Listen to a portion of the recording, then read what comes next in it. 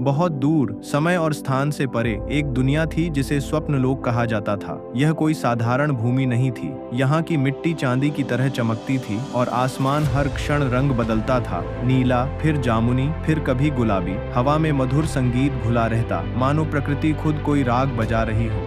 स्वप्नलोक तक कोई रास्ता नहीं था। यह जगह केवल उसी को बुलाती थी जिसे उसका भाग्य चुनता था।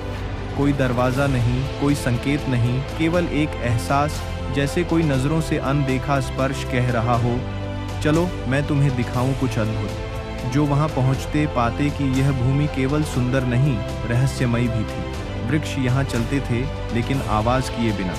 झीलों के नीचे शहर थे जो पानी की सतह पर हर रात उभर आते।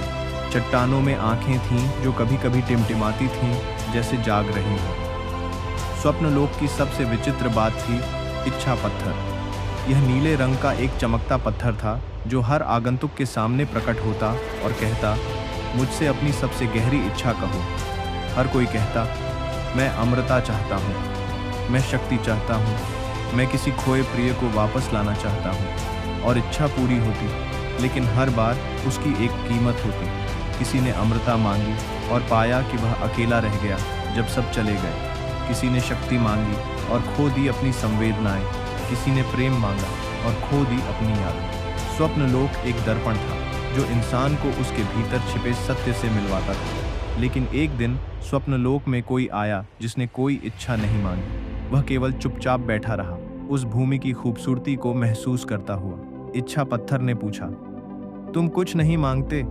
उत्तर मिला, मैं सब कुछ देख चुका हूँ, अब बस देखना चाहता हूँ। और उस दिन पहली बार स्वप्नलोक ने कुछ दिया, बिना कीमत ली।